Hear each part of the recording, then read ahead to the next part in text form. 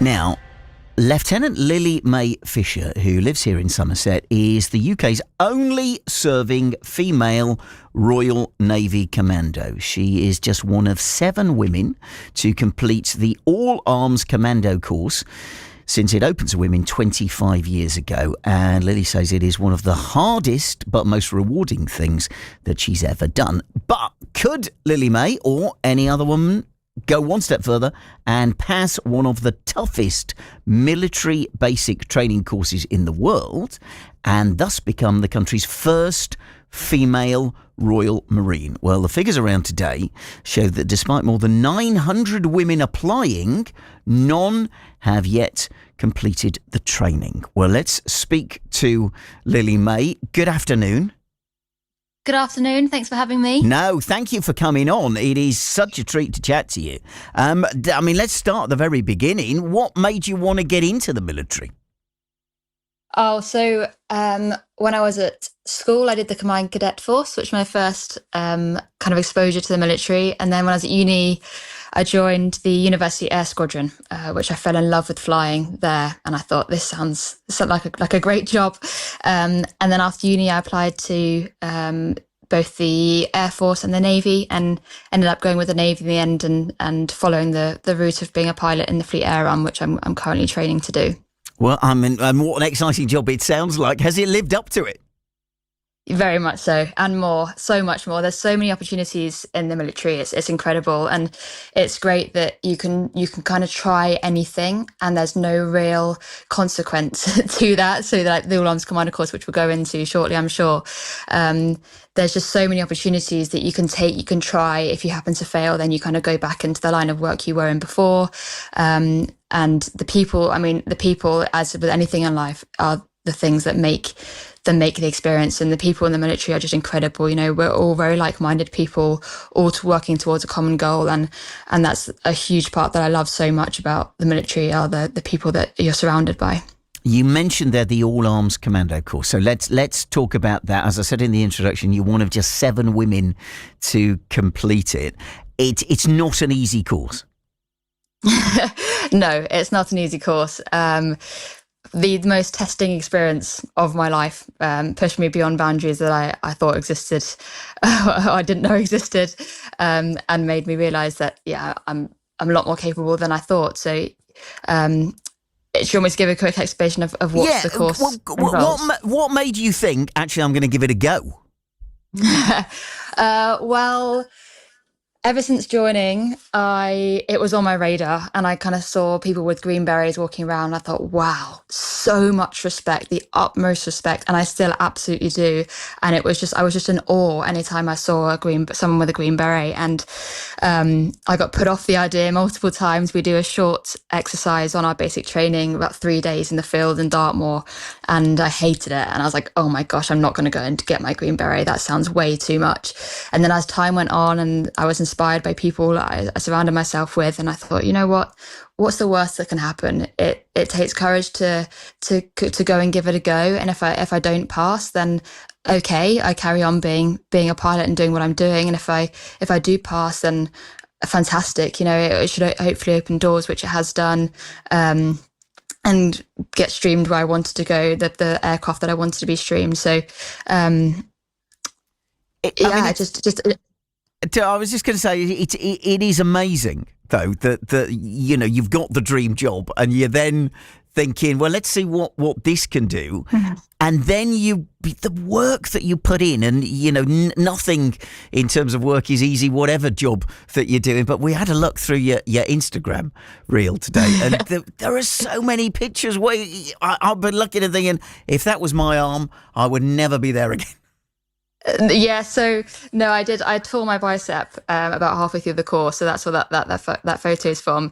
It's the hardest thing I've ever done, and that's what makes it the most rewarding, and that's what makes the green beret so coveted as well. You know, it takes a lot of hard work to train up to get onto the course, and then the things you're put through on the course. It's not an easy feat, and if it was easy, everybody would do it, and it wouldn't be worthwhile.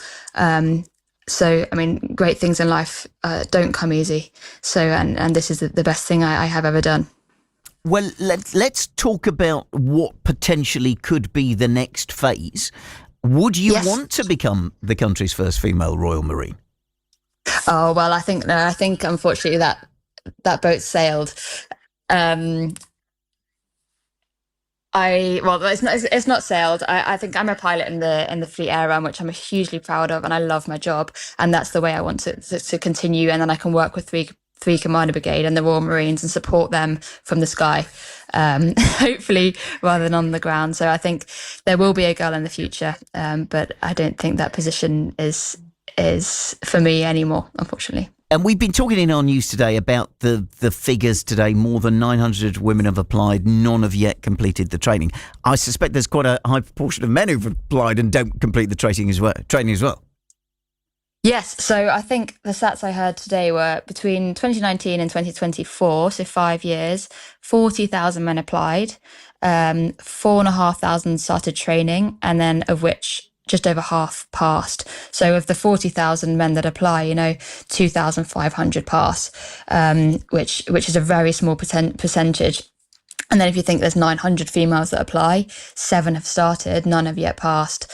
And I think when all the hard work and the effort that the Royal Marine recruitment team have put in over the last couple of years, when that kind of starts to get out into the public and more females do start applying, I think there will be a time, when enough females apply, enough females start, there will be one that comes along that's fit enough, strong enough, robust enough to pass the course, and then that path is then trodden for others to follow. I do think that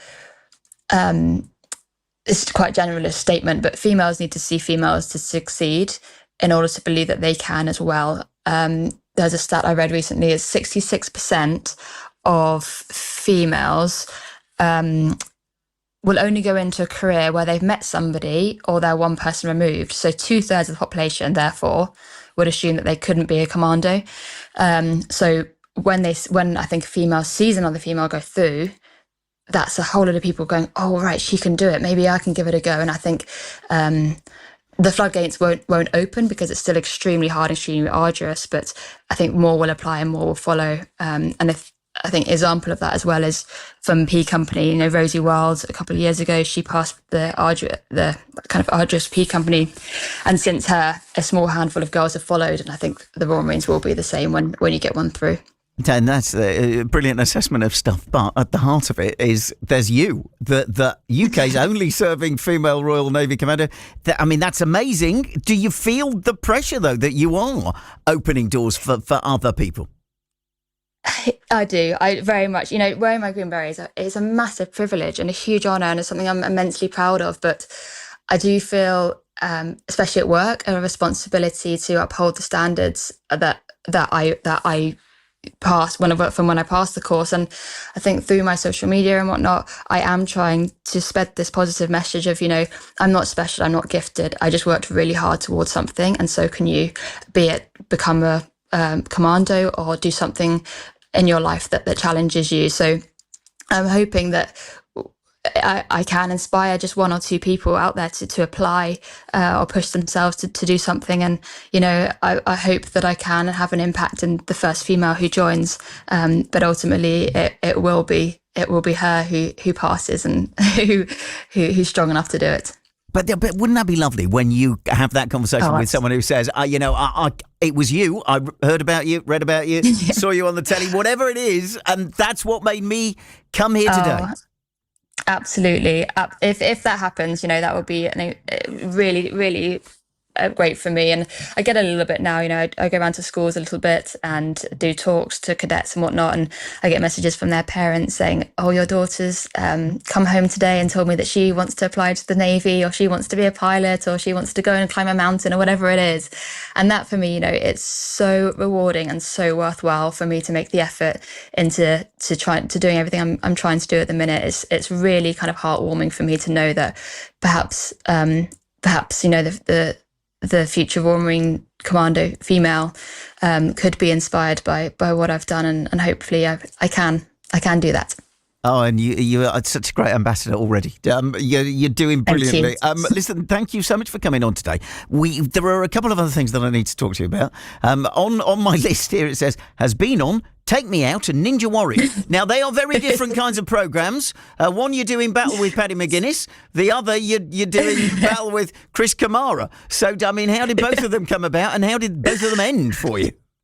Yes, so two very different stages of my life for sure. I was age 18 when I went on Take Me Out. Got a date, went to the Isle of Fernando. A fantastic experience. It was all filmed over 3 days. It was very surreal. I left uni on the Wednesday, got a date on the Thursday, went to the Isle of Fernando on the Friday, filmed on the Saturday and Sunday, was back to uni on the Monday, and I was like, what has just happened? It was incredible. That was a really great experience. I was very much into... Hang on, beyond the date, though, was it just one date? Sadly, it didn't turn out to be the love of your life. No, I did end up dating the guy for quite a few months afterwards. He was actually really, really, really nice guy, Paul from Bath, the gymnast. I remember it very well. But no, it didn't last, unfortunately. Good. Well, it lasted more than the date for the telly, so that's a win. And yes. Ninja Warrior. Ninja Warrior, yes. So this was as I started to take interest in adventure and challenge, and it was a few years later. I thought I could have a shot at it, but turns out that, oh gosh, I was so nervous. I was more nervous for that than when I've stood on the I've done a lot of high level sport in my life. I was more nervous on Ninja Warrior when I've been standing on the stage of playing sports.